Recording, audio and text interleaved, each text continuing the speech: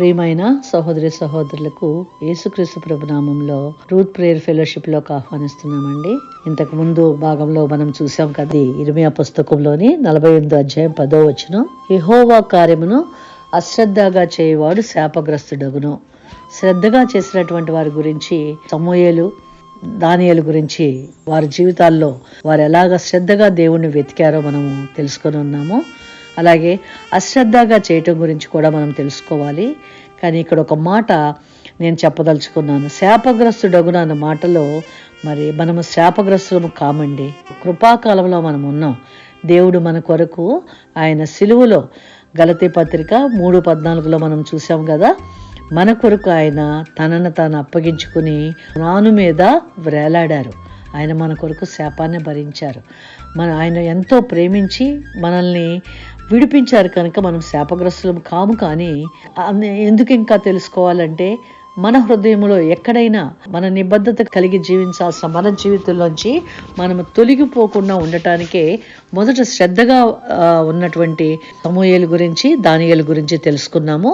ఇప్పుడైతే అశ్రద్ధగా చేసినటువంటి సౌలు గురించి తెలుసుకుందామండి. మరి సౌలు మొట్టమొదటి రాజుగా ఎన్నుకోబడినటువంటి ఆ రాజు గురించి నేను ఇంతకుముందు పొట్టేళ్ల కొవ్వు అర్పించట కంటే దేవుని మాట వినుట శ్రేష్టము కదా అని 5 వారాల క్రితము మెసేజ్ నేను మరి యూట్యూబ్లో ఉంది, అది కూడా వినండి. దాన్ని విన్నట్లయితే సౌలు జీవితంలో అతను ఎలాగా రాజుగా కాబడ్డాడు అన్నది తెలుస్తుంది. ఇశ్రాయేలీలు అందరూ అడిగినప్పుడు దేవుడు పోయినటువంటి గాడిదలు వెతుక్కుంటూ వచ్చినటువంటి ఇతన్ని నేను ఏర్పాటు చేశానని చెప్పి మరి అతన్ని చూపిస్తారు సమూయేలుకి.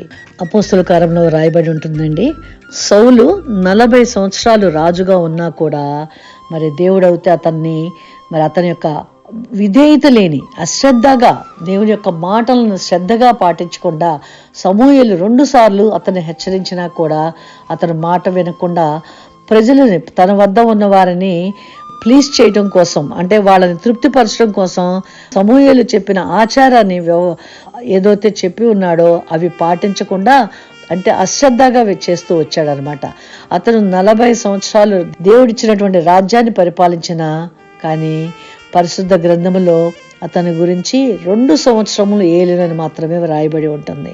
40 సంవత్సరాలు పరిపాలించిన రాజు గురించి, మొట్టమొదటి రాజుగా వచ్చిన రాజే అతను దేవునికి వ్యతిరేకముగా జీవించాడు. అందుకనే అతన్ని గురించి 2 సంవత్సరాలు ఏలినని వ్రాయబడి ఉంది. ఇంకొక వ్యక్తి సంసోన్ అండి. సంసోన్ యొక్క తల్లితో స్పష్టంగా దేవుడు దేవదూతను పంపిస్తారు. న్యాయాధిపతులు 13వ అధ్యాయంలో చాలా స్పష్టంగా వ్రాయబడి ఉంటుంది. 13వ అధ్యాయం 1వ వచనంలో, ఇశ్రాయేలీలు మరల యెహోవా దృష్టికి దోషులు కాగా యెహోవా 40 సంవత్సరముల వారిని ఫిలిష్తీయులకు అప్పగించెను. ఆ కాలమున దాను వంశస్థుడును జొరియా పట్టణస్థుడునైన మనోహాను ఒకడుండెను. అతని భార్య గొడ్రాలై కానుపు లేక ఉండెను. యెహోవా దూత ఆ స్త్రీకి ప్రత్యక్షమై, ఇదిగో నీవు గొడ్రాలువు, నీకు కానుపు లేకపోయిను, అయితే నీవు గర్భవతివై కుమారుని కందువు. కాబట్టి నీవు జాగ్రత్తగా ఉండి ద్రాక్షరసమునే కాని మద్యమునే కాని త్రాగకుండుము, అపవిత్రమైన దేనినైనను తినకుండుము. నీవు గర్భవతివై కుమారుని కందువు, అతని తల మీద మంగళకత్తి వేయకూడదు. ఆ బిడ్డ గర్భమున పుట్టినది మొదలుకొని దేవునికి నాజీరు చేయబడిన వాడై ఫిలిష్తీయుల చేతిలో నుండి ఇశ్రాయేలీలను రక్షింప మొదలుపెట్టునని ఆమెతో అనగా, చూడండి ఎంత స్పష్టంగా దేవాది దేవుడు న్యాయాధిపతులు 13వ అధ్యాయము 1వ వచనం నుంచి 5వ వచనం వరకు చదవండి. ఎంత స్పష్టంగా, నేను ఇప్పుడు 5వ వచనం వరకు చదివాను, మీరు కూడా చదవండి, ఇంకా చదవండి. తర్వాత భర్తతో వెళ్ళి చెబుతుంది, మళ్ళీ దేవదూత కనపడతారు. ఇలా 2 సార్లు కనపడి ఆమెతో మాట్లాడతారు. మరి ఆ మగబిడ్డని ఏ విధంగా పెంచాలో చెప్పినప్పుడు, సంసోను పుట్టిన కాడి నుంచి కూడా ఏ విధంగా తను ఉండాలి, నాజీరుగా క్షవరము చేయకుండా ఆ జుట్టుని అలా ఉంచుతున్నలో ఆమె ఎంతో జాగ్రత్తగా పెంచింది. కానీ అతనికి ఫిలిష్తీయులను చంపటము కొరకే అతను, ఎవరైతే ఇశ్రాయేలీలు ఒక శత్రువుల చేతిలో ఒక భయంకరమైనటువంటి హీనమైన స్థితిలో జీవిస్తూ ఉంటారు, భయముతో జీవిస్తూ ఉంటారు. న్యాయాధిపతులు 6వ అధ్యాయం చదివితే మనకు అర్థమవుతుంది. అక్కడ గిద్యోనుతో మాట్లాడినప్పుడు అవన్నీ కూడా మనం చదివితే మనకు అర్థమవుతుందండి. మరి అలాంటి స్థితిలో ఉన్నప్పుడు దేవదూతని పంపించి ఆమెకు అంత స్పష్టంగా చెప్పినా కూడా సంసోను తన జీవితంలో దానికి నేను ఆ విధంగా చెప్పడానికి కారణం కూడా మరి నేను పరిశుద్ధ గ్రంథము నుంచి నేను ఇంకొక ఉదాహరణ తీసుకుంటున్నానండి. లేవీకాండం 10వ అధ్యాయము 8వ వచనం 10-11 వచనాలు చదువుతాను. మరియు యెహోవా అహరోనుతో ఇట్లా, నేను మీరు ప్రత్యక్షపు గుడారంలోనికి వచ్చినప్పుడు మీరు చావకుండునట్లు నీవును నీ కుమారులను ద్రాక్షరసమునే కానీ మద్యమునే త్రాగకూడదు.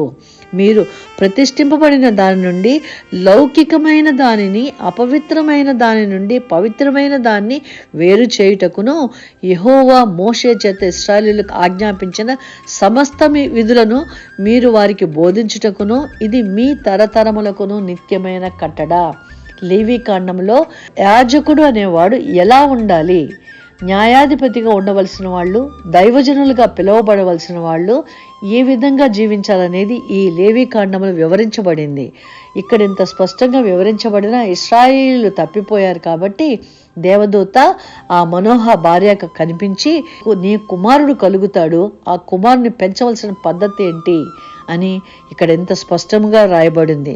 లేవీకాండంలో రాయబడినటువంటి 10వ అధ్యాయం 10వ వచనం ఎంత స్పష్టంగా ఉందో చూడండి. మీరు ప్రతిష్ఠింపబడిన దాని నుండి లౌకికమైన దానిని అపవిత్రమైన దాని నుండి పవిత్రమైన దానిని వేరు చేయుటకు, అనగా మనకి ఈ రోజుల్లో ఉన్నటువంటి కాపర్లైన వారు, పాస్టర్లుగా పిలువబడుతున్నవారు, అపోస్తులుగా పిలువబడుతున్నవారు విశ్వాసులను దేవుని మార్గములో మన పాత జీవితం నుంచి క్రొత్త జీవితంలోకి ఏ విధంగా జీవించాలనేది ఈ పరిశుద్ధ గ్రంథంలోని వాక్యం ద్వారా బోధిస్తూ ఉండగా మనము దేవుని యొక్క మార్గములో క్రీస్తు సారూప్యములోకి మనం మారటానికి ఈ వచనం అండి. లేవీకాండము 10:10 మీరు ఒక్కసారి చదవండి. 10వ అధ్యాయం చాలా స్పష్టంగా తెలుస్తుంది. అలాగ చెప్పబడినటువంటి నాజీరుగా ఉండవలసినటువంటి సంసోను మొదట ఫిలిష్తీయుల స్త్రీని కోరుకున్నాడు. ఆమె తర్వాత వేరే వ్యక్తితో వివాహం చేయబడినప్పుడు న్యాయాధిపతులు 16వ అధ్యాయంలో సంసోను గురించి వ్రాయబడిందండి. సంసోను గాజాకు వెళ్ళి వేశ్యనొకతను చూచి ఆమె వద్దకు చేరెను.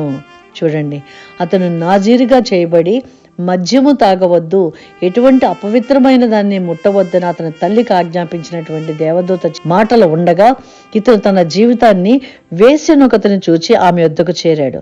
ఆమె దగ్గరికి చేరి ఏ ఫిలిస్టీన్లైతే తను చంపాలో ఆ నాజీరుగా ఉండవలసిన వాడు ఈ స్త్రీలోలుడుగా జీవించటం వలన మరి 13వ అధ్యాయంలో మొదలైన తన జన్మము గురించి కానీ 14వ అధ్యాయము 15వ అధ్యాయము 16వ అధ్యాయాల్లో అతను దేవుడు చెప్పినటువంటి మరి పవిత్రమైన జీవితము కానీ పరిశుద్ధమైన జీవితం కానీ అతను జీవించకుండా మరి అతను ప్రతి విషయంలోనూ కూడా దారి తప్పుతూ వచ్చాడు.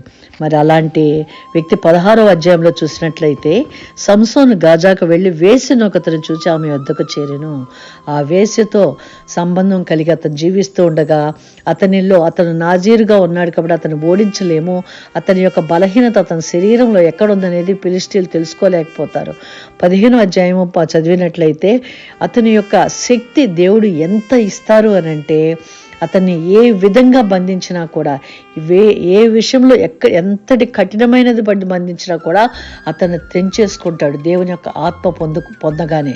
మరి అక్కడ అంత గొప్పగా జీవించిన వాడు నన్ను న్యాయాధిపతిగా ఉంచారని ఎరిగి కూడా 20 సంవత్సరాలు న్యాయాధిపతిగా ఉండి కూడా తన యొక్క శారీరక పరిశుద్ధత లేకుండా వేశ్య సాంగత్యంతో ఉంటాడు.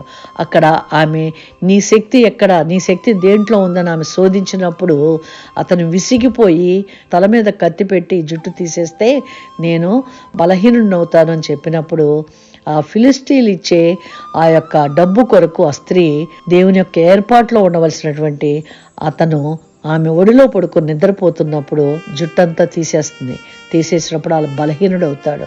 ఫిలిస్టీలు అప్పుడు వచ్చి అతన్ని పట్టుకుని వెళ్ళి బంధించి అతని కనులు తీసివేస్తారు. ఎంత దుస్థితి అండి!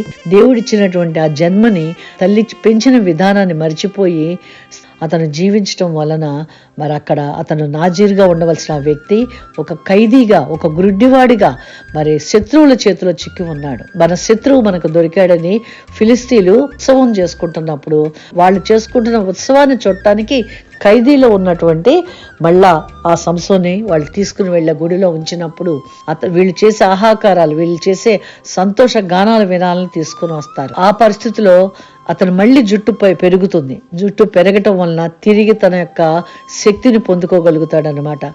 న్యాయాధిపతులు 17వ అధ్యాయంలో అతని యొక్క ప్రార్థన చూద్దామండి.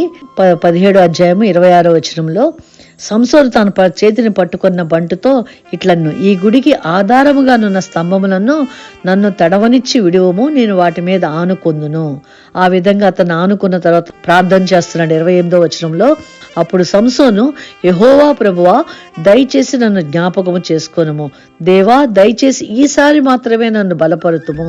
నా 2 కన్నుల నిమిత్తము ఫిలిస్తీన్లను ఒక్కమారే దండించి పగ తీర్చుకొననిమ్మని యెహోవాకు మొరపెట్టి ఆ గుడికి ఆధారంగానున్న 2 మధ్యస్తంభములలో ఒకదాన్ని కుడి చేతను ఒకదాన్ని ఎడమ చేతను పట్టుకొని వాటిని గట్టిగా లాగినప్పుడు ఆ గుడి పడిపోయినప్పుడు అతని జీవిత కాలమంతా చంపినటువంటి ఫిలిస్తీన్ల కన్నా ఆ దినమున జరిగినటువంటి ఆ ఫిలిస్తీన్ల యొక్క వధ ఎంతో గొప్పగా ఉందట.